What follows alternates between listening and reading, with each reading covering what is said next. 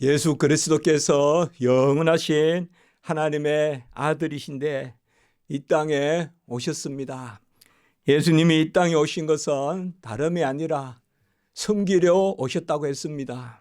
인자가 오신 것은 섬김을 받으려 함이 아니라 섬기려 하며 자기 목숨을 사람들을 위한 대속물로 주시기 위함이다 라고 마가복음 10장 45절에서 말씀하고 있습니다. 왜 하나님이 그냥 계신 대로 우리 인류를 구원하시지 자기 아들을 죽기까지 내어주셨을까요? 그것은 하나님께서 공의의 하나님이시고 의로운 하나님이시므로 하나님은 값을 치르는 가운데 사랑하십니다. 그래서 긍휼과 인자가 있지만은 진리와 진실의 하나님이시므로 하나님이 구원의 의를 그 도를 다 이루시기 위하여 예수 그리스도를 이 땅에 보내셨습니다. 그래서 주님이 이 땅에 오심이 없으면 구원이 없고 그의 십자가의 죽으심이 없으면 부활도 없고 우리의 생명도 우리가 다시 거듭남도 없습니다. 그래서 온 인류가 온 누리가 예수 그리스도 이 땅에 오신 것을 찬미하고 기뻐하는 것입니다. 말씀이 육신이 되어 우리 가운데 거하니 우리가 그의 영광을 보니 독생자의 영광이요 은혜와 진리가 충만하다. 요한복음 1장 14절에 그렇게 말씀했습니다. 아버지 품속에 계신 영원한 독생자 그 예수 그리스도께서 이 땅에 오셔서 우리가 듣고 보고 자세히 보고 만진 바 된지라. 요한일서 1장 1절 우리가 예수를 듣고 또 보고 자세히 보고 꿰뚫어 보고 자녀가 부모를 바라보듯이 품에 안겨서 아이가 어머니를 바라보듯이 자세히 보고 들은 바 된, 듣고 보고 자세히 보고 만진 바 된지라. 그것이 바로 예수 그리스도께서 이 땅에 오셨기 때문에 그러한 것입니다. 인자가 하늘로부터 이 땅에 오셨습니다. 인자가 우리와 더불어 먹고 마셨습니다. 인자가 우리와 더불어 주무셨습니다. 그리고 인자가 십자가에 달려 죽으셨습니다. 그리고 그 인자가 하늘 보좌 우편에 지금 계시고 그리고 인자가 때가 되면 그 하늘로부터 구름 타고 다시 오십니다. 이 모든 일이 예수 그리스도께서 이 땅에 오신 성육신, 성탄 그것이 없다면 다 헛것입니다. 그래서 우리가 예수 그리스도 이 땅에 오신 성탄, 크리스마스라고도 하죠. 성탄을 즐거워하고 기뻐하는 것입니다. 오늘 말씀에서 우리가 보면 마리아와 정혼한, 약혼한 그러한 요셉, 마리아와 요셉은 모두 유다 가문입니다. 그래서 그 정혼한 남녀 가운데 아이가 생긴 것입니다. 어찌 아이가 생길 수 있겠습니까? 아직 결혼하지 않았는데 그런데 천사가 나타나서 그 아이는 성령으로 잉태된 것이다. 이렇게 마리아에게 알려주고 누가복음에는 마리아에게 알려주고 그래서 나실 바 그분은 하나님의 아들이라 하리라. 그 누가복음에는 그렇게 나오고 오늘 마태복음에는 요셉에게 이제 천사 가브리엘이 나타나서 그 이름을 예수라 하라. 어떻게 남편의 그런 자리에 있지도 않은 그 요셉에게 정혼한 마리아의 잉태를 알리고 그 마리아가 성령으로 잉태했는데 거기에서 아기가 날 텐데 예수라 하라. 그래서 이는 그가 세상을 구원하실 자나 그 애가 그의 백성을 구원하실 자임이라.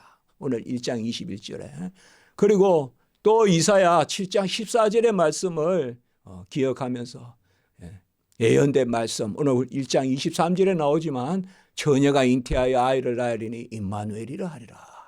그래서 예수라는 이름과 임마누엘이라는 이름을 미리 알려주는 것입니다. 예수는 구원하시는 분입니다. 이 예수라는 이름이 어디서 성취될까요? 바로 십자가에서 주님이 죽으시면서 다 이루었다. 죽기 바로 전에 다 이루었다고 선포하고 죽으셨습니다. 요한복음 19장 30절에. 그래서 다 이루었다. 다 이루었다는 것은 뭘까요? 우리를 위한 구원의 의를 다 이루었다는 것입니다. 살아남과 살아감, 생명과 생활, 그 거듭남의 은혜를 다 이루었습니다. 생명만 주실 뿐 아니라 생활도 주십니다. 살아남만 주실 뿐 아니라 살아감도 주십니다. 이 예수라는 이름이 우리를 위한 구원을 이루신다는 그 이름.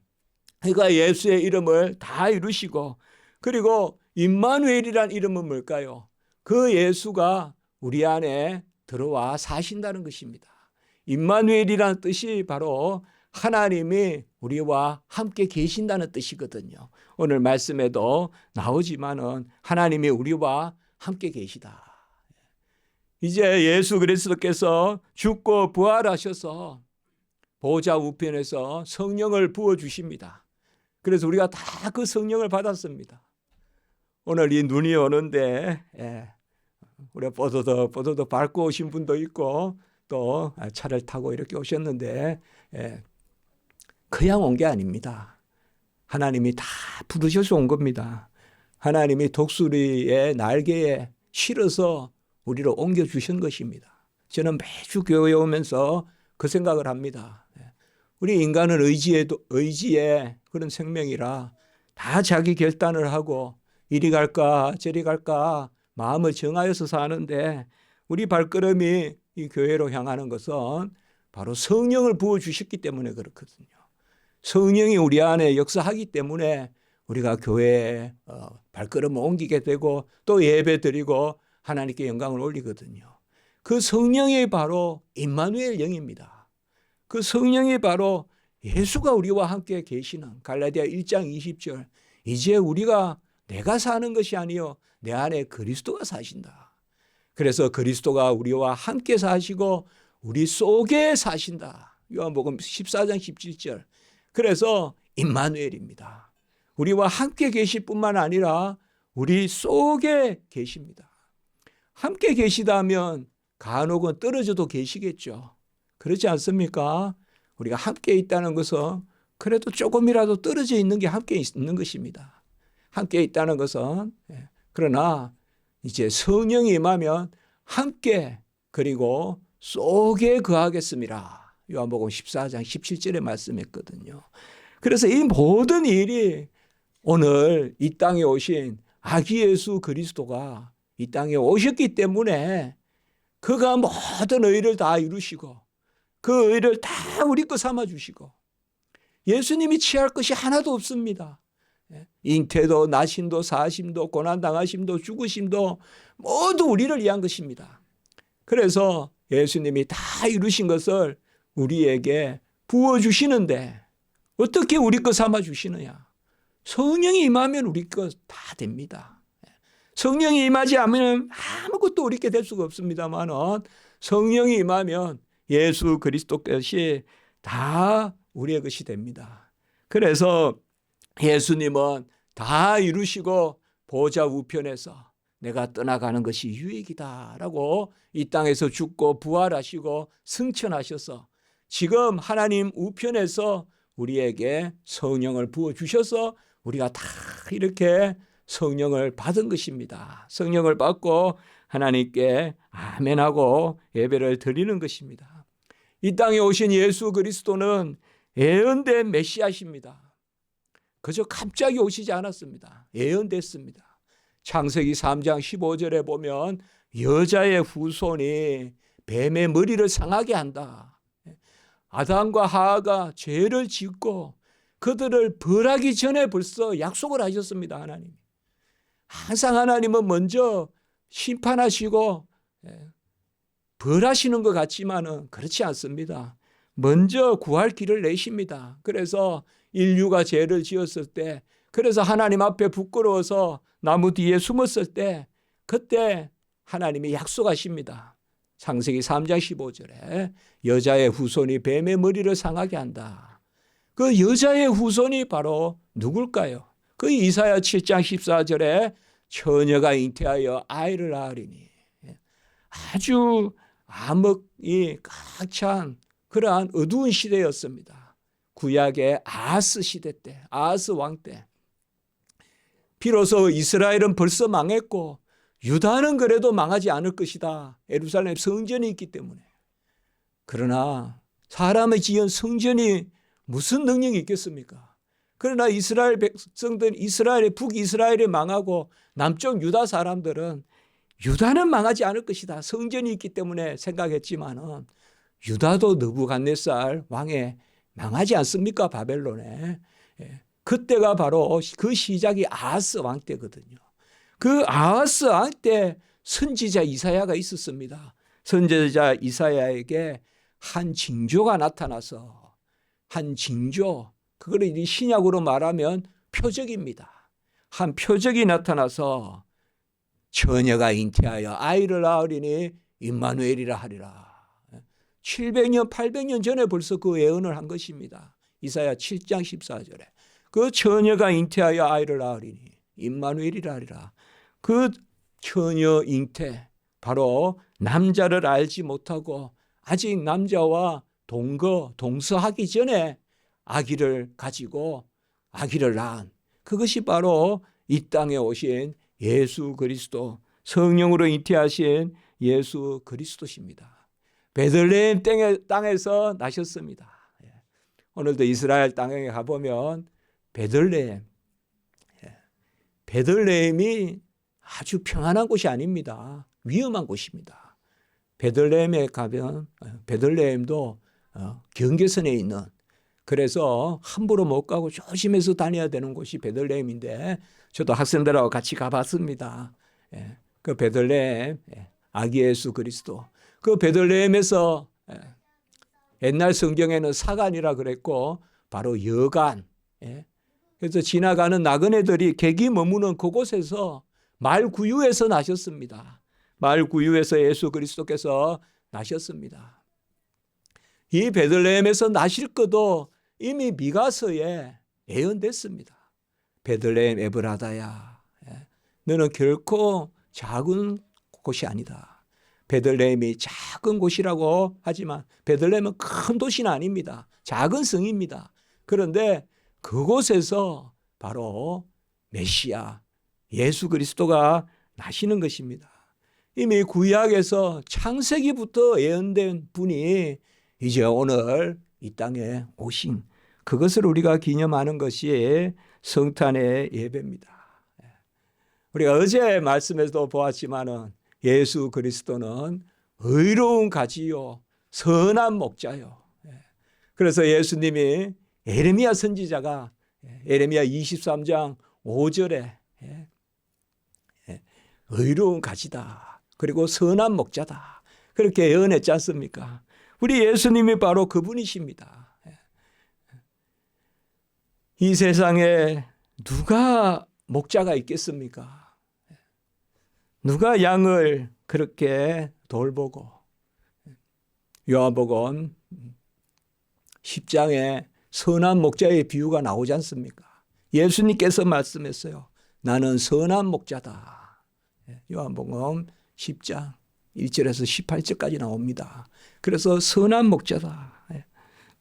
삭구는 양의 고기를 보고 양의 털을 보고 양을 잡으려 들지만은, 그래서 끝내 양을 흩어버리고 양을 다시 이리에게 되돌려준다면, 선한 목자는 바로 양에게 꼴을 먹이고, 그래서 초장에 평안히 눕게도 하리니, 초장에 눕게 한다 이 말입니다. 예수님께서 선한 목자로 이 땅에 오셨습니다. 가장 우리를 사랑하는 방법이 뭘까요? 자신을 주시는 것입니다.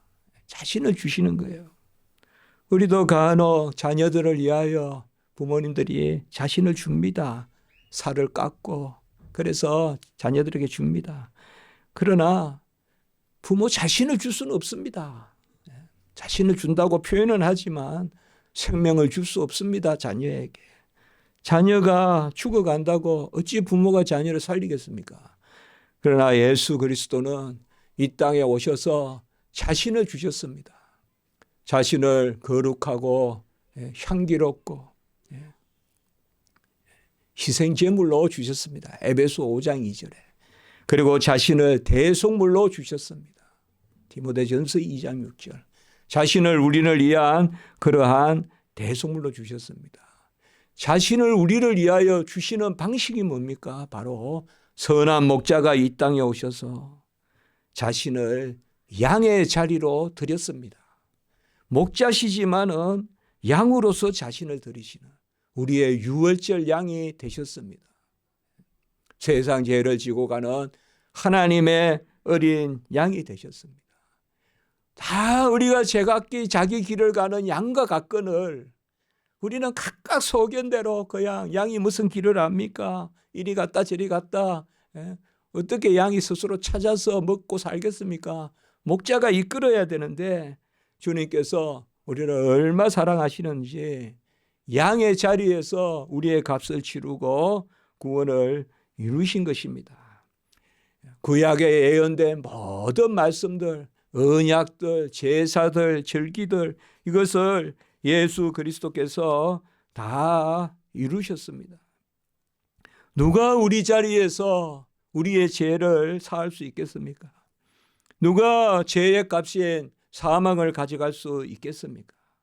이 일을 위하여 예수 그리스도께서 아브라함과 다윗의 자손 그 예수 그리스도께서 이 땅에 오신 것입니다.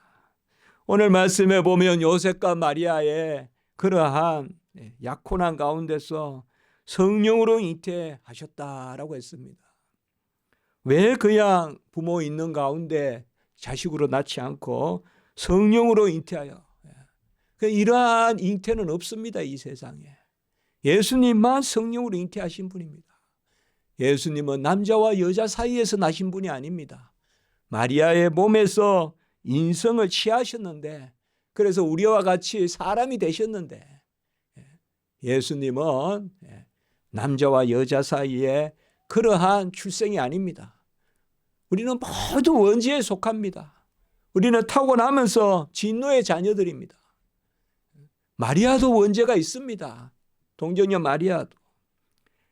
그런데 성령으로 잉태하였기 때문에 즉시 예수 그리스도는 거룩한 인성으로 형성되셨습니다.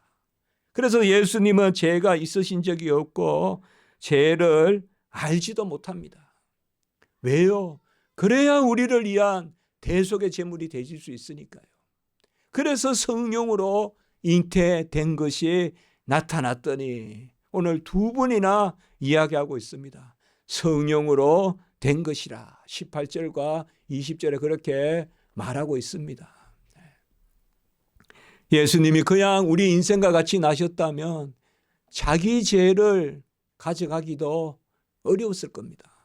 그러나 예수님은 죄가 없으신 하나님의 아들이 성령으로 잉태하셔서 무죄한 가운데 나셨기 때문에 죄인인 우리를 위하여 죽으십니다. 죽으실 수 있습니다. 사람은 자기 구원도 이룰 수 없습니다.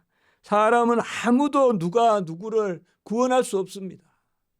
세상에 사람이 나서서 내가 구주니 내가 세상을 구하니 하는 것은 전부 다 헛됩니다. 그래서 기껏 철학이나 어떤 다른 종교의 도는 헛되다는 거 발견하거나 철학자들도 사르트르 같은 사람도 보면 존재와 무라는 책에 보면 그렇게 이야기합니다. 우리 무라는 것은 존재가 아닌 것이기 때문에 우리 인생은 무에 대해서는 모른다.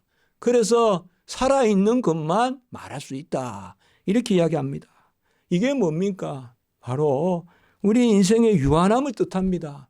죄가 들어와서 사망이 들어왔습니다. 그래서 전부 우리는 다 한계 상황 가운데 있습니다. 올 한 해도 그런 한계 상황 가운데 여러분들 많이 힘드신 일이 있었을 겁니다. 어떤 내 지혜의 한계도 있을 수 있습니다. 길을 잘못 정해서 전혀 엉뚱한 곳으로 가서 실족한 경우도 있을 겁니다. 이렇게 했어야 되는데 이렇게 못한 경우도 있을 겁니다. 그것이 죄의 현상입니다. 우리는 온전히 지혜롭지 못합니다. 그리고 또 사람으로 인하여 당한 당하는 그런 일도 많을 것입니다. 가족도 힘들게 할 수 있고 친척도 힘들게 할 수 있고 그런 것이 우리 인생의 모습입니다.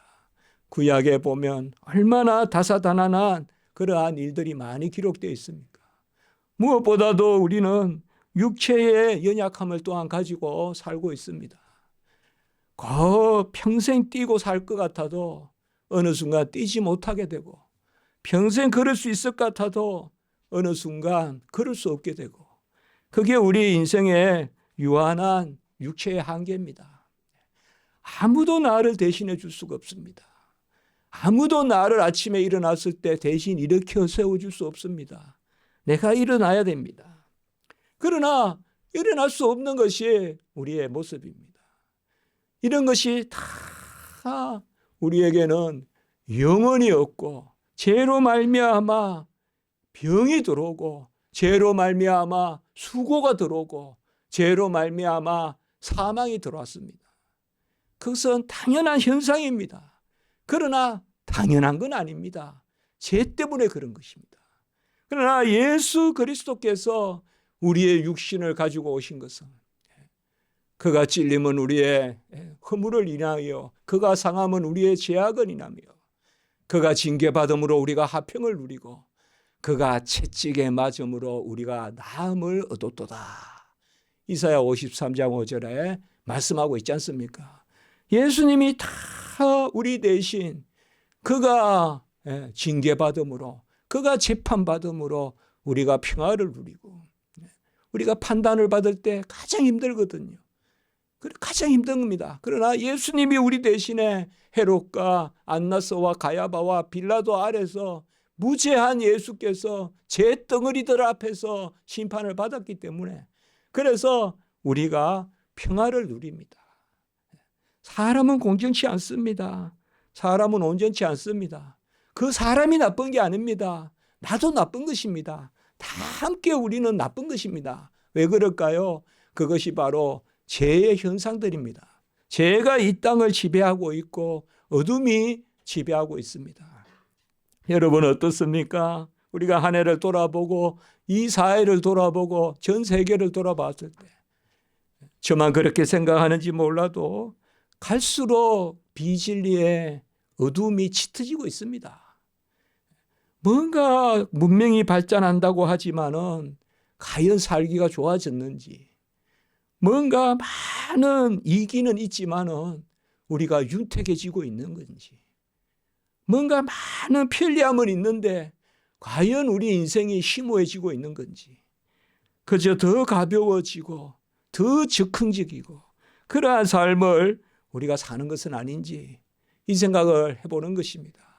너무 소유에 찌달려 산다. 우리가 존재에 그러한 삶을 살아야 되거든. 내 존재를 가꿔야 되는데 내 집을 가꾸고 어떤 화초를 가꾸고 이런 것을 하는데 정작 나는 가꾸지 않는다 이 말이에요. 내 존재를 가꿔야 되는데 내 소유에만 너무 이렇게 몰입되어 있습니다. 예수 그리스도는 세상이 줄 수 없는 나의 존재를 위하여 오신 것입니다. 그 자신을 주셔서 우리 자신을 사신 것입니다. 그래서 우리의 생명이 되시는 것입니다. 그래서 나의 구주가 되시는 겁니다. 어느 날 다윗의 동네에 구주가 나셨으니 그 예수 그리스도께서 우리에게 나신 것입니다.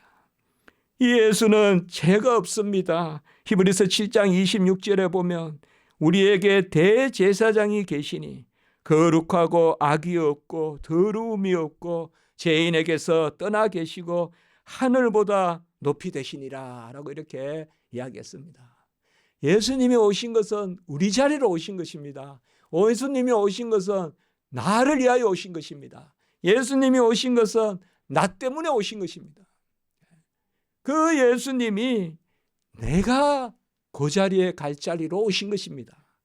그래서 예수님은 더러움이 없고 죄에서 떠나 계시고 거룩하고 하늘보다 높이 되시니다 라고 이렇게 말씀하고 있습니다. 우리가 한 해가 저물어가고 이 성탄의 때에 잠시 멈춰서 생각해 봅니다. 우리 자신이 가장 귀한 거 아니겠습니까? 우리 주님께서도 천하보다 귀한 것이 생명이라고 했고, 생명은 존재입니다. 우리가 아무 것이 없어도 생명이 있으면 있는 것입니다. 그러나 모든 것이 있어도 생명이 없으면 없는 것입니다. 생명이 있어야 열매가 맺고 생명이 있어야 번성이 있습니다. 그런데 정작 우리가 우리 생명을 잘 가꾸고 있는가? 사실 우리는 스스로 가꿀 수 없습니다. 의로운 가지가 이 땅에 오신 것입니다. 아까 말씀을 드렸죠. 에레미야 23장 5절에 한 의로운 가지가 있다. 그 의로운 가지, 그 예언된 말씀, 그 의로운 가지에 우리가 접붙임을 받으면 나는 포도나무요 너희는 가지라. 우리가 세상의 나의 애것으로부터는 단절돼야 됩니다. 그러니까 내가 먼저 잘려야 됩니다. 그래야 접을 붙입니다. 이전의 나무에 붙어 있어서는 결코 접을 못 붙입니다. 그 접을 붙이려면 먼저 이전의 것을 잘려야 돼요. 물론 고통이 있지만 잘려야 됩니다. 그 잘린 채로 놔두면 죽습니다. 빨리 다른 나무에 접을 붙여야 됩니다. 나는 포도나무요 너희는 가지니 너희가 내 안에 내가 너희 안에 있으면 많은 열매를 맺고 내가 없으면 너희가 아무것도 할 수 없느니라. 주님께서 그렇게 말씀했습니다. 그것이 바로 예수 그리스도가 이 땅에 오신 것입니다. 선한 목자로 오셨고 그리하여 파리하게 죽어가는 우리 양떼들을 기름진 신령한 꼴로 먹이십니다. 그래서 푸른 초장에 눕기도 하리니 어제 말씀 오늘 연장선에서 말씀하고 있습니다. 그래서 푸른 초장에 눕기도 하리니 예수 그리스도께서 선한 목자십니다. 그리고 예수 그리스도께서 의로운 가지이십니다. 예수님께 다 접붙임을 받아야 돼요. 보라 애것은 지나가고 새 것이 되었으니 고린도서 5장에서 말씀했지만 애것은 지나가고 새 것이 되었으니 이적 것은 죽고 새 것이 살아야 되거든요. 그 자리가 누구냐? 그리스도고 그리스도와 함께 죽고 그리스도와 함께 살아야 됩니다. 죽는 것도 잘 죽어야 됩니다. 잘 살려면 잘 죽어야 돼요. 제자리에서 죽어야 돼요. 우리가 누구와 함께 죽냐?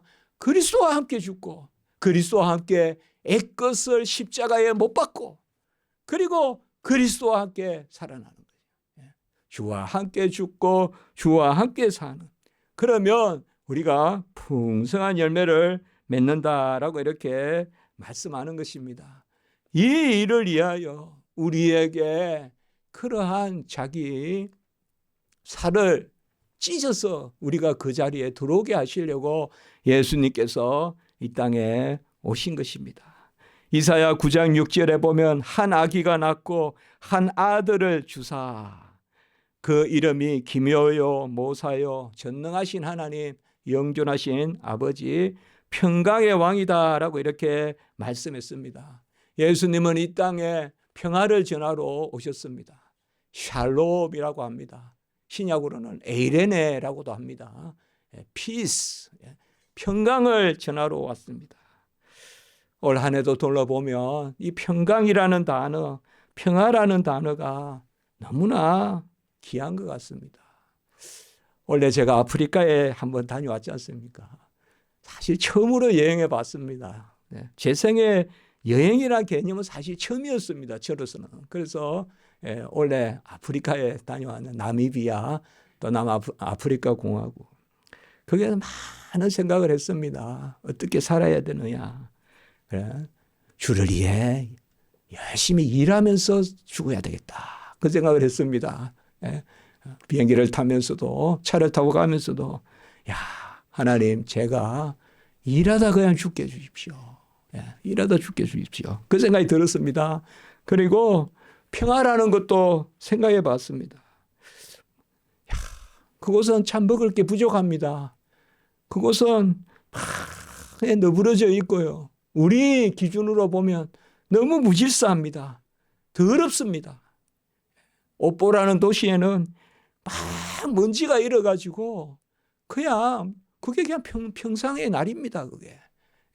막 거기서 그냥 우리 여기 뒤에 쓰레기장에 이렇게 그냥 내버려 놓은 그런 통 같은 데서 그냥 그냥 음식 만들어 먹는 그런 기분이 있잖아요. 그리고 막 그냥 포장이 안 돼 있고. 그런데 왠지 그 생각이 듭니다. 오히려 그곳이 평화롭지 않냐 하는 이제 그런 생각을 이제 해보는 것입니다. 그래서 진정한 평강이 뭐냐? 진정한 평화가 뭐냐? 우리가 쉼을 누려야 되는데요. 그 쉼은 예수 그리스도를 만나야 됩니다. 주님과 접붙여야 우리가 쉼이 있습니다. 나머지는 전부 소멸의 과정이 있습니다. 그러나 예수 그리스도와 하나가 되면, 그 예수 그리스도와 하나가 되는 것은 다른 게 아닙니다. 예수님이 우리를 부르십니다. 예수가 날 위해 죽으셨습니다. 그래서 예수가 우리를 구원하십니다. 예수를 믿기만 하면 예수와 하나가 되는 것입니다. 영접하는 자, 그 이름을 믿는 자는 하나님의 자녀가 되는 권세를 주셨으니 예수님을 믿으면 돼요. 천하에 예수의 이름 외에 다른 이름이 없고 예수의 이름이 너를 완전히 낫게 하였느니라. 예수의 이름밖에 없습니다. 예수를 믿기만 하면 그는 선한 목자시요 의로운 가지시요, 그리고 그는 우리를 위한 거룩한 제물이 되셨습니다. 그래서 베드로전서 3장 8절에 단번에 죄를 위하여 죽어서 의인으로서 불의한 자를 대신했다. 우리가 주님 안에 들어가서 주님과 하나 되고 그 자리에 서면 모든 것이 부요해집니다. 열매를 맺습니다. 즐거워집니다. 우리 십자가지기 성도님, 그리고 오늘 또 이렇게 또 정겨운 얼굴도 보고 또 새로 보시는 분도 또 한 분 또 계시는 것 같고요. 너무 감사합니다. 우리가 우리 자신을, 존재를 가꾸는, 저도 제 자신에게 그런 생각을 해보거든요. 나이가 들수록 존재를 자랑해야 된다. 소유를 자랑하는 것이 아니라 소유를 자랑하는 것이야말로 참 나이가 들수록 그것은 참으로 약하다. 좀 간혹은 허망하다. 내 자신을 사랑하는, 우리 자신을 다듬고 우리 자신이 향기롭고, 그게 우리가 더 성장해 갈수록 내가 더 온유해지고 내가 더 사람들에게도 사랑스러워지고, 많은 사람들 가운데 누군가가 필요한데 내가 눈에 띄면 문 목사 옆에 있으면 좋겠다, 그런 말을 들을 수 있으면 얼마나 좋겠습니까? 아기 예수 그리스도가 이 땅에 오신 것은 섬김을 받으러 오신 것이 아니라 섬기려 하십니다. 예수님은 우리를 부르십니다. 우리가 예수를 부르는 것이 아닙니다. 볼지어다 문 밖에서 두드리려니, 예수님이 우리에게 두드리시는 겁니다. 예수님이 이 땅에 오시는 것이 바로 녹화하시는 것입니다. 우리에게 이 땅에 녹화하시면서 오신 것입니다. 이 땅에, 이 혼탁한 세상에 가장 죄가 많고 악이 많았던 시대가 바로 예수님 시대입니다. 그리고 감히 생각해 봅니다. 지금 21세기가 그러한 시대입니다. 예수님이 오신 시대와 지금의 시대 별반 다르지 않습니다. 더 강한 무기를 가지고 있으면 이기는 것입니다. 사랑, 정의, 화평, 이런 것들은 다 허울에 불과합니다. 힘이 이기는 시대가 또 되고 있습니다. 한때는 인간이 도덕 정치니 이런 것도 생각해 봤지만 요새는 어디도 도덕이란 말을 하지 않습니다. 무한 경쟁이고 세상은 전부 자국 보호주의고 더 이상 도와주는 게 없습니다. 호혜, 평등 이런 개념이 없습니다. 이제는 예수 그리스도밖에 없습니다. 우리는 금요일마다 모여서 소수가 모이지만 기도합니다. 저 중동의 이스라엘, 그리고 하마스, 이스라엘도 예수를 믿지 않습니다. 유대주의입니다. 유대주의는 예수님이 오신 이 성탄을 부인하는 곳입니다. 세상은요, 예수를 안 믿어도 성탄절에는 다 그래도 가게 앞에라도 뭐 캐롤이라도 나오는데 안 나오는 곳이 딱 두 군데 있습니다. 옛날에는 세 군데 있었습니다. 공산주의, 이슬람, 그리고 한 곳이 어디입니까? 이스라엘입니다. 이스라엘은 예수를 믿지 않습니다. 아직 구약에 머물러 있습니다. 이제는 두 곳입니다. 소련에도 성탄이 울려 퍼집니다. 이제는. 이제 소련은 아니죠. 이제 러시아죠. 이제 두 곳에 남아 있어요. 이슬람과 저 타이나 불교권에도 성탄 캐럴이 나옵니다. 안 나오는 곳이 두 곳이 있어요. 그것이 바로 이슬람과 유대입니다. 유대주의. 이들이 가장 극악하게 지금 예수님이 이 땅에 오신 성탄을 거부하는 사람들입니다. 그 두 세력이 싸우고 있습니다. 지금. 그곳에 예수님이 나신 곳입니다. 또. 그래서 참 예루살렘이 참 묘한 곳입니다. 사실 그런 의미에서는.